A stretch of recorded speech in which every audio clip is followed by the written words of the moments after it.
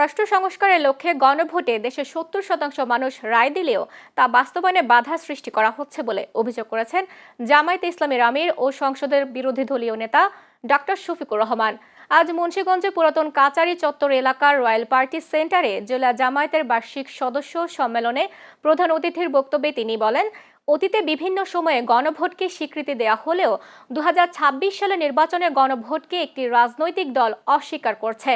জনগণকে সঙ্গে নিয়ে সেই রায় বাস্তবায়নের জন্য শেষ লড়াই চালিয়ে যাওয়ার প্রস্তুতি নেওয়ার আহ্বানও জানান তিনি।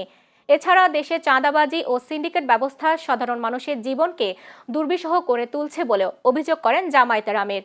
যে দল নিজেদের কর্মীদের সামাজিক অপকর্ম থেকে বিরত রাখতে পারে না, তাদের দেশ পরিচালনার নৈতিক অধিকার থাকে না বলেও মন্তব্য করেন। আল্লাহর রাস্তায় জনগণের রায়টাকে মানেন, গণভোটটাকে মেনে নেন। আমরা দুইটা শপথ নিয়েছি, আপনারাও নেন। ওনারা নেন না, কোনো যুক্তি দিতে পারে না। ওনারা বলে যে সংবিধানে নাই। আরে সংবিধানে নাই রাখেন। জিয়াউর রহমান সাহেব প্রথম গণভোট করেছিলেন কোন সংবিধানের ভিত্তিতে? সবাই জিয়াউর রহমান সাহেবকে সম্মান করেন, তো তার গণভোট যদি সম্মান করেন তাহলে 2026 সালের গণভোট কেন সম্মান করবেন না?